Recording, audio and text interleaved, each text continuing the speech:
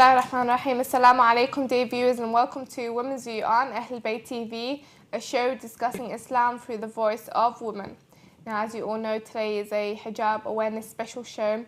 As we've been doing these shows for the past few weeks, inshallah, this is another show dedicated to hijab awareness.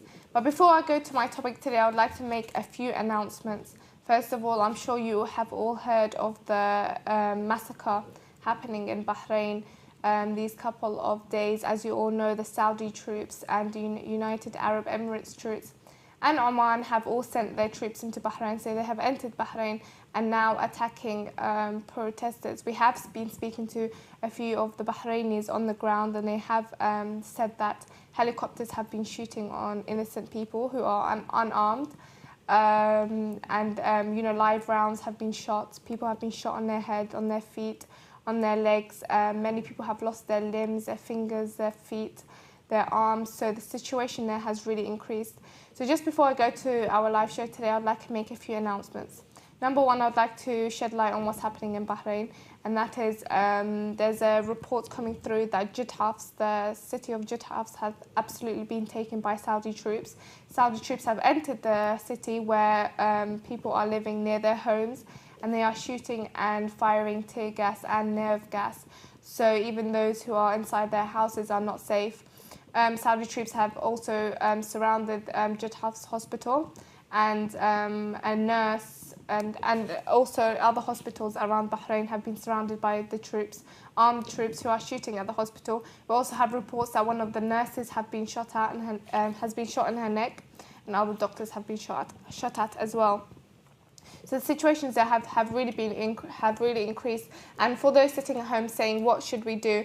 I've been advised to say that Ahlulbayt TV, as you can see on the screen, the logo and the email address, that we've set up an email address which is bahrain@ahlulbayt.tv. That's bahrain@ahlulbayt.tv, which I'm sure you can see on the top of the screen.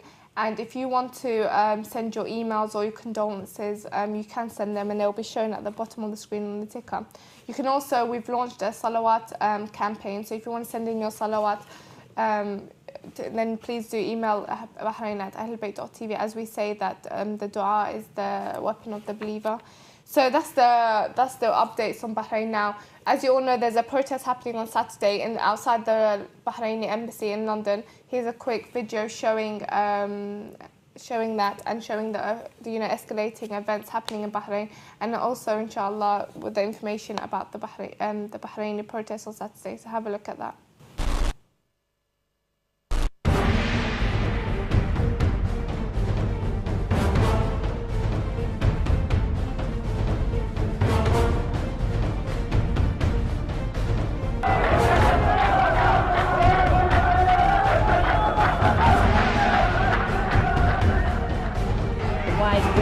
Clampdown appears directed toward Bahrain's Shiite majority. The move reflects the Sunni rulers' increase. We are calling for help for all the countries in the world. We call for help here in Bahrain. We cannot tolerate this. We cannot bear this. The hospital is full of casualties. All the medical staff are running.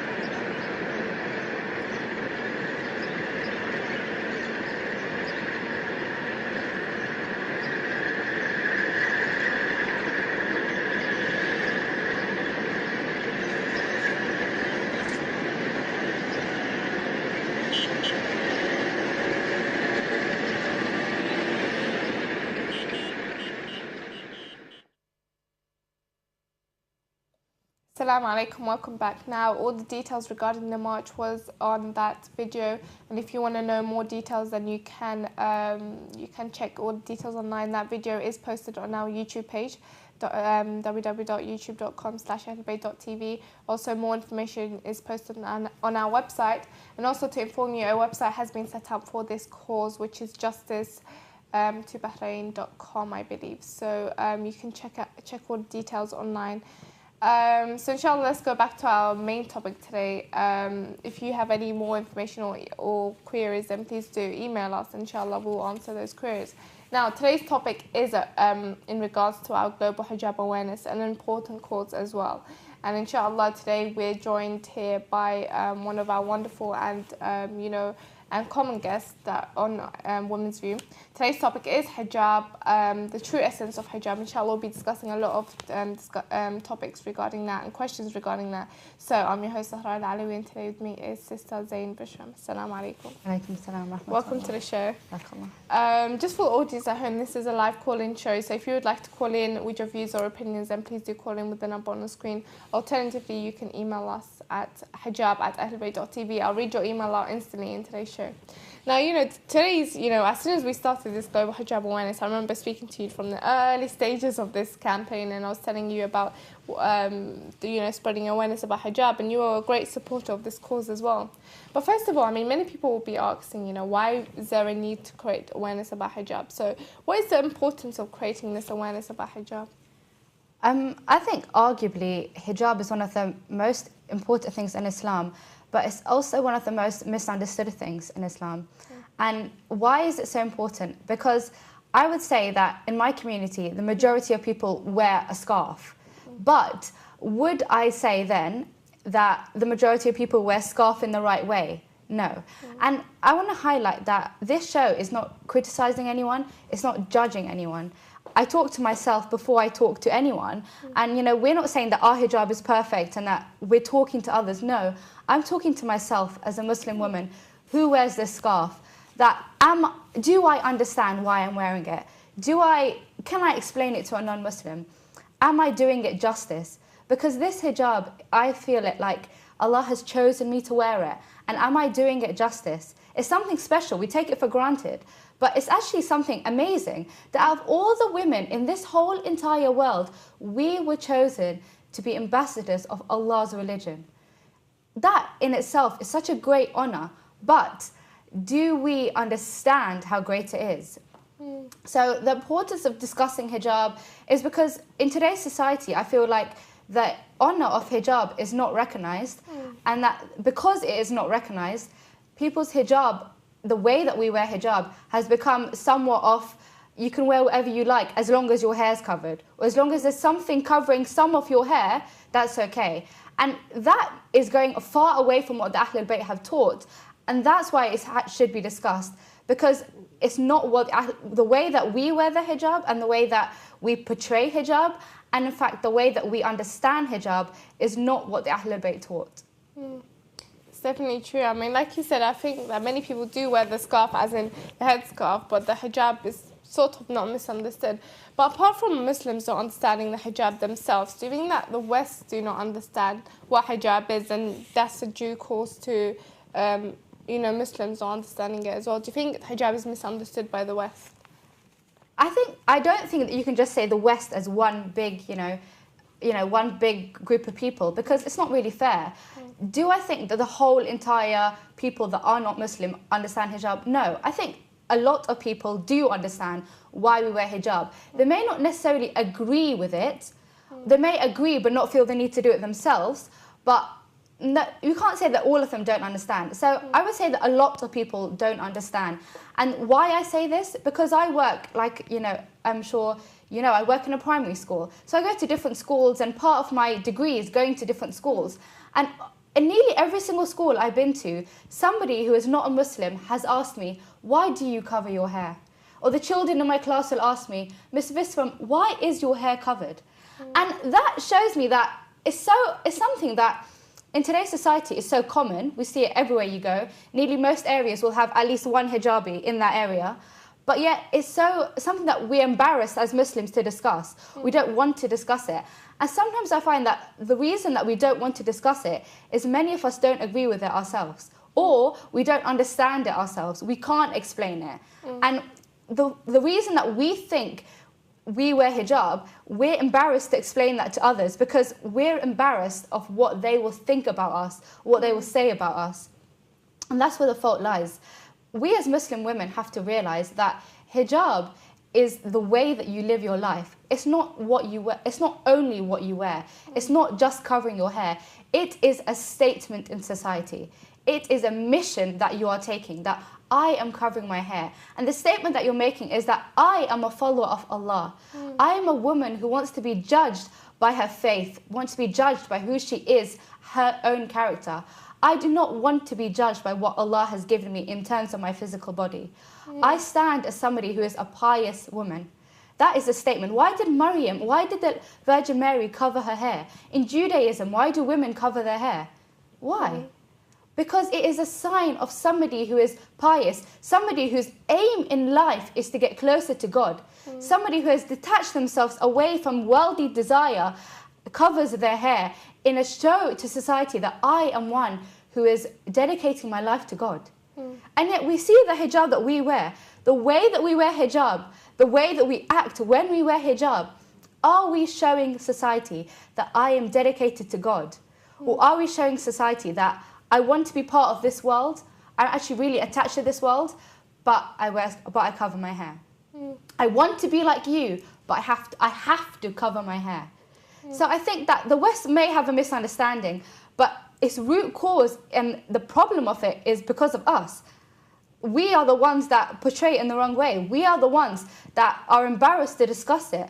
And that is why people don't understand hijab. That's definitely true. I mean, we see that sometimes many people, like, for example, that due to the misunderstanding, like you said, that many Muslims misunderstand hijab, that many people see, well, I get this sense that many people see hijab as a cultural thing rather than a religious thing. I mean, that even when I was, when I used to be in education at university, even sisters that were asked, why do you wear the hijab? They couldn't answer it through an Islamic perspective. They could only answer it through kind of a cultural perspective, like, we'll be looked upon in a bad way, or, about modesty and stuff. So do you think that many people view the hijab as, in a sense, being a cultural thing rather than a religious thing? And even when people direct questions at them, they can't answer it through an Islamic perspective. Do you think that's the case? I think that, I don't know, it's different for every single Muslim woman that wears the hijab, really. Many people probably do see it as a cultural thing. I think it depends on your culture, and it depends on how seriously you take the hijab. I remember going to university with people that would wear the abaya all the time. And then, but they told me that when I go to a wedding, I take my abaya off. And I wear, clothes that aren't hijabic in front of non-mahram men. And I remember thinking that, why then do you wear the abaya when you go out everywhere? What's the point in that? Why would you? And so I think a lot of people, like many things in life, we do it without understanding. The problem is that when you wear hijab without understanding, it's not only affecting your own life. It's like, if you pray, but you don't know why you pray, nobody really sees you pray. You can do it in the comfort of your own home. It only affects your own soul and maybe your children and your family. When you fast and you don't understand why you fast, the same thing. It will affect your own soul and your family. When you wear hijab and you don't understand why you wear it, that is affecting the whole of the Muslim society and the community. Why do I say that? Why? Because when you wear the hijab and you don't understand it, it is very, very, very unlikely that you will wear proper hijab. You see sometimes the women covering their hair and they're wearing, leggings or tights, or, if they raise their arm, their stomach shows. Now, you can tell from somebody who wears that they clearly have not understood the hijab. There's a missing link there. And I'm not judging them, but I am saying that clearly there's a missing link, because you cannot think that Fatima Zahra would have worn something like this. None of us would think that. So there's a reason that, there is some missing link here.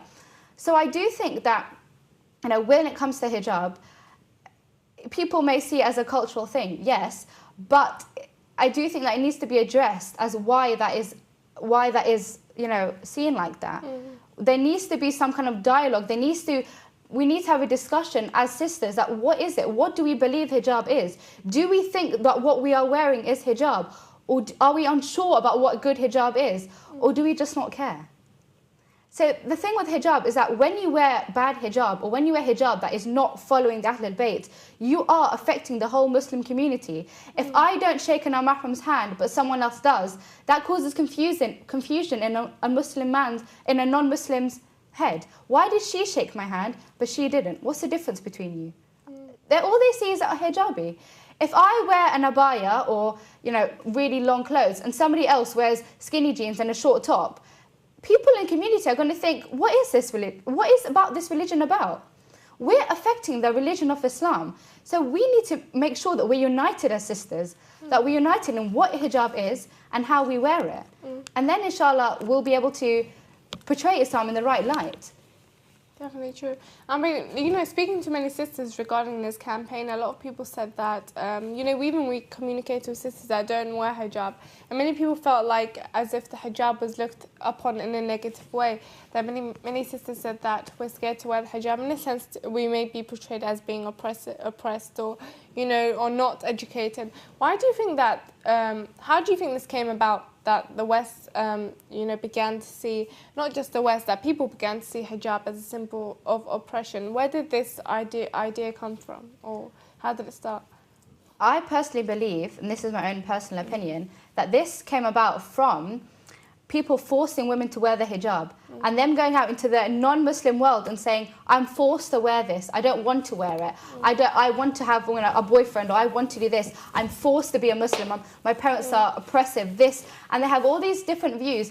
And that's where it's come about. When you force someone without explaining to them why they're wearing hijab, then they then go out into society and tell people, I'm oppressed, I have to wear this, firstly. Secondly, the media, great as it is, it picks on the people, these types of women, to come onto the television shows, and these types of women to make documentaries about the women that are forced. Women that actually want to wear hijab, generally, most of them don't come forward. You know, we get criticised for being on television a lot. We get criticised, how can you be on television? You know, astaghfirullah, what kind of Muslim women are you? But we are trying to portray Muslim women that like being Muslims, that agree with being Muslims, that understand their religion, as opposed to being forced. So I think it's about time that Muslim women who enjoy being Muslims, who chose to be Muslims, who choose to wear the hijab, it's about time that these types of women come forward on television, come forward in the media, be it on the radio or write articles, and tell people that actually I'm not oppressed, we're not all oppressed, a minority of us are, or maybe even the majority. Some people are oppressed,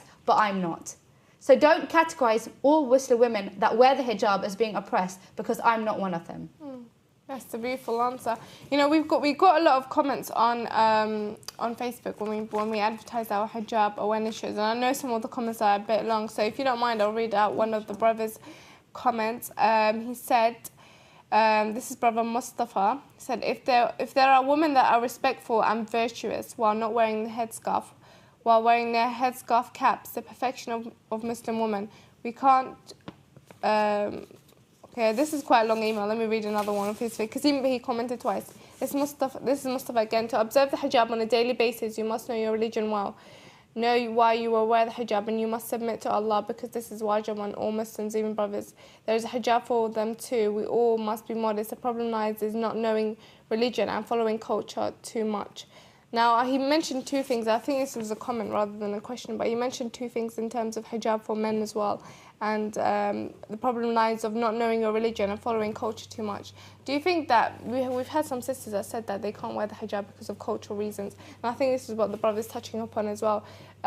You know, what if a sister falls upon a situation where culturally it doesn't allow her to wear hijab? And believe it or not, some sisters say that, especially I know that some sisters from Pakistan have emailed in saying that they can't wear it for cultural reasons because they'll look at her as if she's an extremist, as what the hijab says. So, you know, people in that scenario, in that situation, what can they do, and what advice would you give to those sisters that have emailed in as well? I think that, you know, you have to wear the hijab. It's not a case of, you know, I'm not going to sit here and say, okay, you don't have to. No, I'm sorry, I can't. You have to. And the thing is that, you know, in these certain situations, Allah allows you to go against your parents to follow the religion of Islam. In the end of the day, you may have a hard time, but if you're seen as an extremist, it's not really the end of the world. Okay, like being seen as somebody who's an extremist, it's not the end of the world. You may get comments, you may get, you know, different. Believe it or not, I got comments when I started wearing my scarf down. So you get over it. Like, so what? Like, in the end of the day, you have to be sure in who you are. You have to be strong. Hijab isn't easy. It's not easy for anyone. you have to be strong in who you are. You know, you have people that, this is the same argument as those sisters that say, when I go to an interview or when I go to work, I have to shake a non-mahram man's hand and I can't say no, so what shall I do? You have to be strong and say no. I'm sorry, I can't shake your hand. Or, and in this situation, I have to wear the hijab. I'm going to cover my hair. And if you want to give me comments, if you want to say things to me, say it. Say it. You know, I can honestly tell you that with time, you get stronger and you heal. People may say things to you that irritate you, may upset you, but with time, it gets better. And you have to be strong. And if you're sure in yourself, then you have to take help from Allah and do what you think is best. Because this is your religion in the end of the day. And, you know, prophets like, you know, Prophet Ibrahim was tested by his uncle, Azar, whose uncle told him, go sell idols. And he said, no, I don't want to. So Prophet Ibrahim stood against his own uncle. And we too have to stand against our own family. The lives of the prophets and the stories of the Ahlulbayt, they're there to help us, to give us strength, to give us support. So I think that in these situations, you have to do what's right and believe that it will become easier. But you have to essentially do what Islam tells you to do. There is no kind of, you know, oh, well, it's not really an excuse. I could say, oh, well, you know, to get an interview, or to get a job, I have to shake a non-mahram man's hand. If I can say no, then I don't have an excuse. I should have faith in Allah that He will give me a job or He will provide me with rizq if I follow His religion. In the same way, those sisters have to have faith that if they follow the religion of Allah, they will be supported. They will, in some way, in some form, in some shape, they will have support from somewhere. Definitely true. I mean, we are approaching break time, but we have a call on the line. So inshallah, we'll take that call and then perhaps answer her question after, or his question after the show. Assalamu alaikum. Alaikum salam wa rahmatullah. Assalamu alaikum, sister. Welcome to the show. Thank you very much. First of all, I would like to say that what's happening in Bahrain is very, very sad and unacceptable. We all, you know, the followers of Islam and being Shia, we need to create more awareness. It seems that we're aware of everything that's happening, but we're not doing anything that we should. You know, this will obviously, we will be accountable for. However, my question for this show is, how can an individual improve their level of hijab? I believe that there is always an improvement, but how can they? That's a very nice question. Thank you very much for your condolences on the issue of Bahrain. Thank you very much.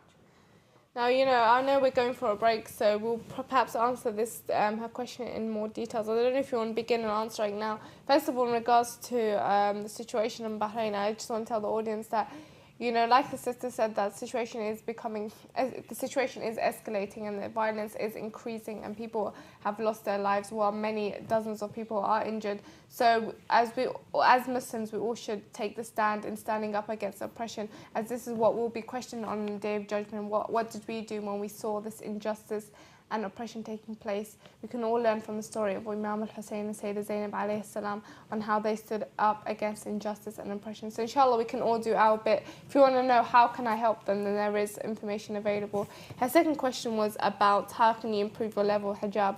I mean, everybody has, in a sense, even if they have good hijab, there's always room of improvement.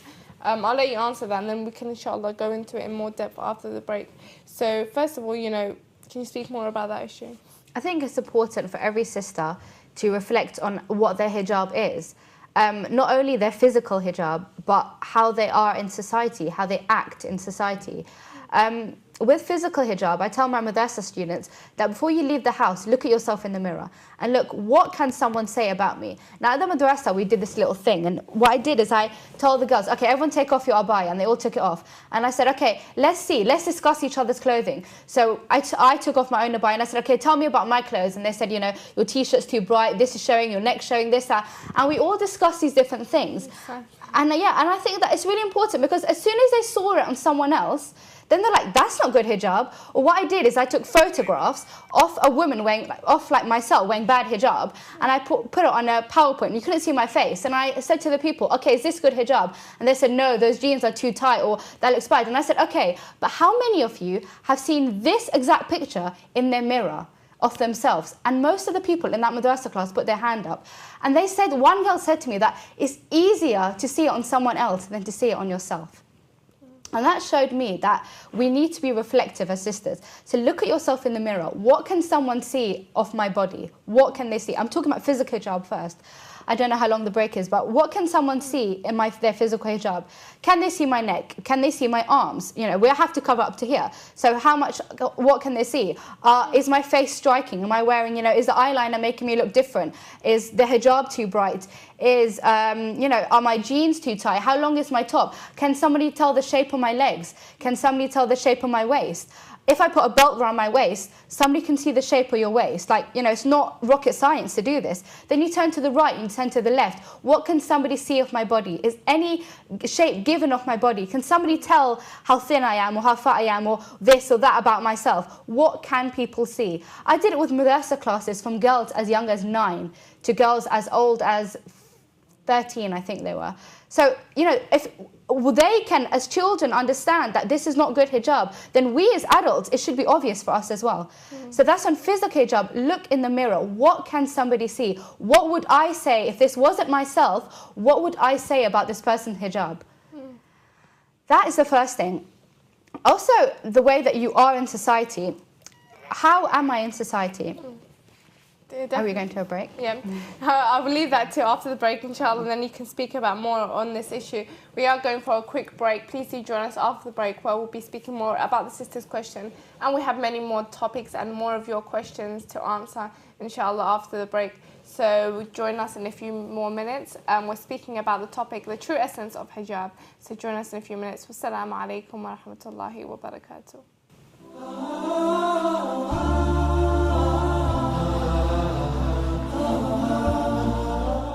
And live rounds have been shot. People have been shot on their head, on their feet, on their legs. Many people have lost their limbs, their fingers, their feet, their arms. So the situation there has really increased. So just before I go to our live show today, I'd like to make a few announcements. Number one, I'd like to shed light on what's happening in Bahrain, and that is there's a report coming through that the city of Hafs has absolutely been taken by Saudi troops. Saudi troops have entered the city where people are living near their homes, and they are shooting and firing tear gas and nerve gas. So even those who are inside their houses are not safe. Saudi troops have also surrounded Hafs hospital, and a nurse and also other hospitals around Bahrain have been surrounded by the troops, armed troops who are shooting at the hospital. We also have reports that one of the nurses have been shot at and has been shot in her neck, and other doctors have been shot at as well.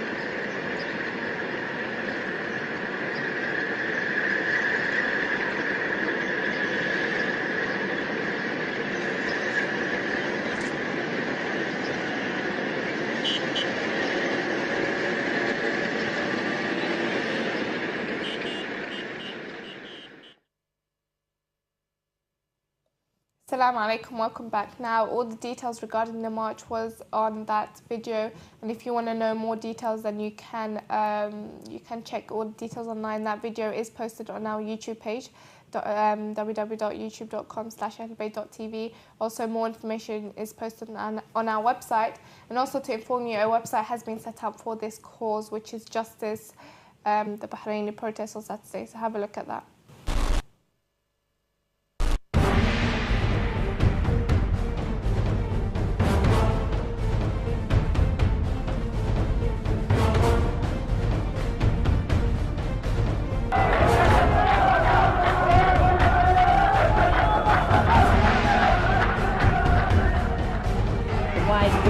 Clampdown appears directed toward Bahrain's Shiite majority.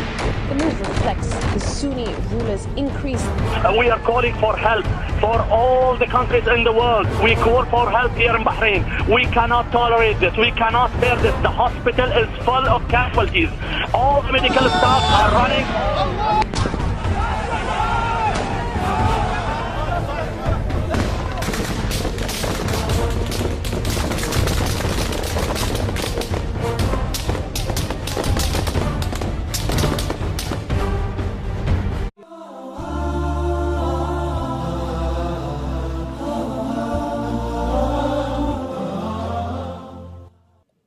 Bismillah ar-Rahman ar-Rahim. Assalamu alaikum, dear viewers, and welcome to Women's View on Ahlulbayt TV, a show discussing Islam through the voice of women.